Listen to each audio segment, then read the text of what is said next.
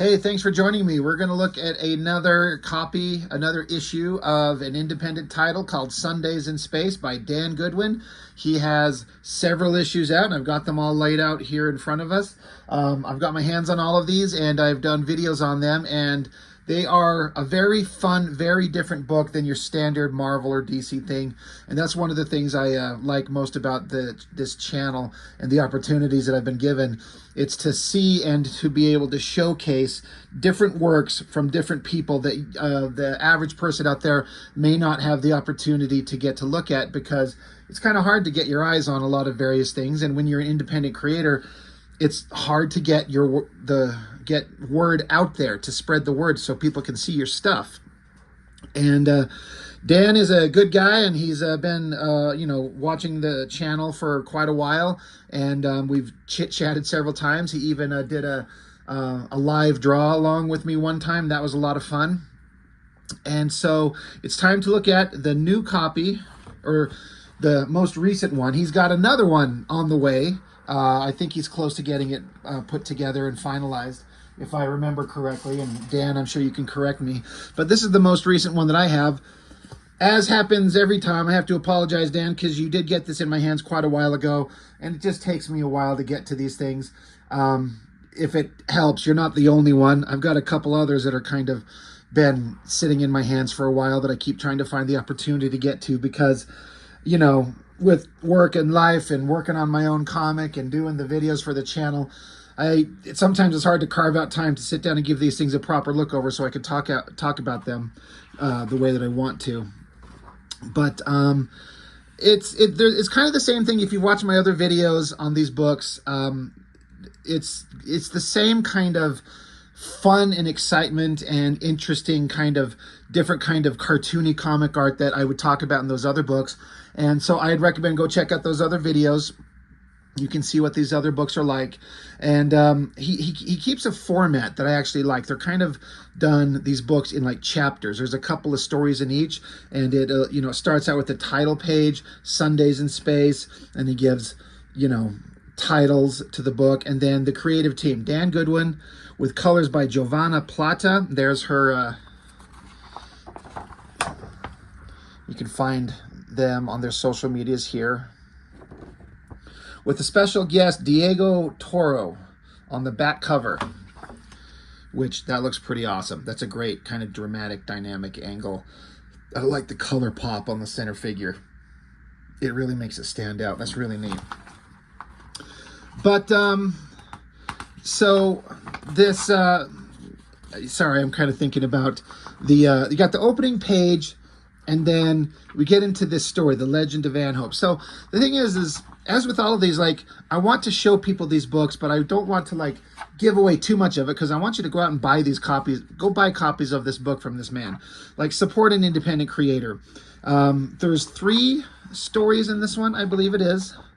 But I wanted to kind of focus on this first one, because there were some really clever things. What gets me, I've talked about, I've been doing a lot of live streaming recently and talking with people as we're, all together while I'm drawing, and people are kind of chit-chatting. Often we get into kind of these funny conversations, and, the situations go all different places. And I remember talking about recently how, like, I wish that I could do humor, and I don't think I can. I don't think I'm funny, or at least I can't write funny, because I come up with a joke that in my head, in the moment, in the spur of the moment, it makes me laugh. I'm like, oh, that's funny. But then when you try to, like, write it down, and then you get several steps away from the spontaneity of it, and then to me, I suddenly just start doubting everything that I do. And so I just stop. It's very rare when I can interject some humor that I think kind of works. And there's a few jokes in my own little comic.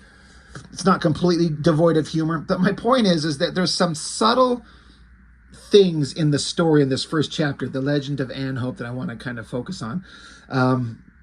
I think it's just so clever. So, as is the way that he does these books, like, for example, we get into other chapters. Oh, I went too far back. Like, there's another chapter with a different font, different title, and a little blurb kind of explaining, like, the lead up that you need to know to go into the story. We got the same thing here. It says, a long time from now, even on planets very far away from here, stories are still being told of the legendary raider Ann Hope. But are these stories true or just twisted fables passed down from one raider generation to the next? So that's instantly kind of interesting.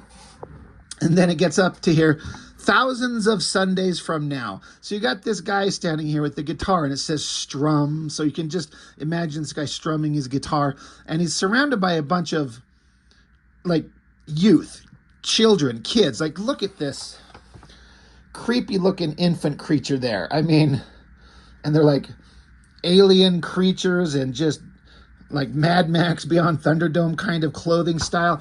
It's so odd. It is so strange, but I love it. So we got this guitar player. He's like, listen up, Raiders, because this is a true story. We all know it's true. We found versions of it on the databanks of old ships, AI stream intercepts, QA training decks. And when you get a tale like that, you just know there's got to be some truth to it. So he's like, we know it's true because we found a bunch of stories about this from various places. But then it goes into this like telling a tale from a long time ago.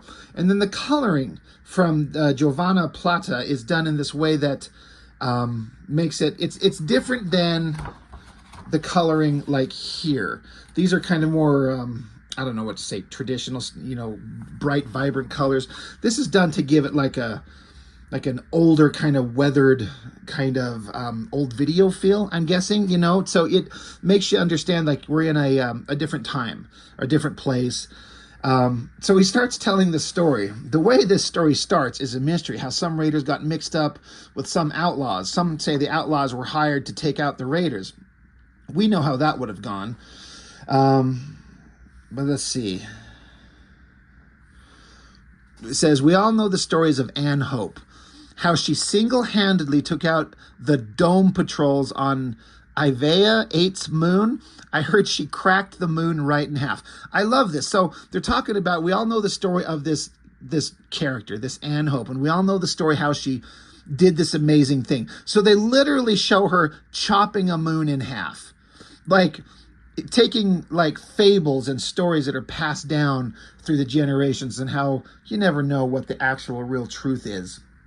And kind of taking that to its kind of funny conclusion of like, oh, look, she chopped a moon in half. It's really, I actually laughed out loud. I thought that was really clever. And it continues, or the time she took out her old gang leader by challenging him and all his senior command to 100-to-1 fight to the death. You get to the top and you get lazy. Ann Hope knew how to fix that. So I like the idea. She's like, I challenge you and all your senior command, like one versus 100. Like another exaggerated story. And so here it is. She's fighting. She says, but in this story, way out in, where was it again? Doesn't matter. Ain't there no more. So that's another thing that made me laugh out loud because the guy's telling the tale. He's like, this story, it took place out in this place. I can't remember the name, but it's irrelevant because it doesn't exist anymore. It's a really kind of funny bit of clever storytelling. Ann Hope was making quick work of the outlaws. That's when the QA shows up, full force, dicks swinging, blasting everything, leveling the area like they do. Now, normally we stay out of the path of sorry, Dan, if you're watching this, I don't know if it's supposed to be the QA or the Qua. I'm probably screwing it up either way. You'll have to tell me how I'm supposed to be pronouncing that. But they say that this squad had Ann Hope's crew sister on board. Thrown in the brig to rot, Ann Hope wasn't about to let that stand, so she set aside her differences with the outlaws and set her sights on the QA. Now, like I said, Ann Hope is used to getting her way. She united her crew with the outlaws, marched right up to the QA ship, and demanded the release of her crew sister. QA launched wave after wave of agents against her, told her they'd execute her sister without a thought. Ann Hope was as headstrong as she was, yelled out of the rubble that she'd skin each of them. That's when the QA troops tossed out her sister's eye. So, for all the kind of like fun kind of cartoony artwork, there's kind of like a morbid kind of dark story kind of being told. And I like it. It's a really interesting kind of juxtaposition. Ann Hope, as you might imagine, didn't take too kindly to this. Her first instinct was to lay waste to everything around her, but she was in a bind. She couldn't risk destroying the QA ship with her crew sisters aboard. In my opinion, folks, sometimes you just got to cut your losses. No family is worth taking on the QA. I'm just being honest with you. So she blasts right into the core of the ship, carves their way to the brig. Honestly, it was a beautiful sight. Now I tell you, when the QA command learns this, they get angry beyond all reason. That a small team of raiders are single-handedly dismantling one of their warships. Commanders are demoted across the board. Whole divisions are realigned to study the raiders' crew tactics. So they're trying to figure out how this small crew of people has taken on this big kind of space force. And then I always love this. I think I saw Dan Goodwin putting up this artwork in black and white on his Instagram page when he was working on the book. And I always thought this machine with this kind of boxy looking head and all these cables and stuff, I thought that looked really cool.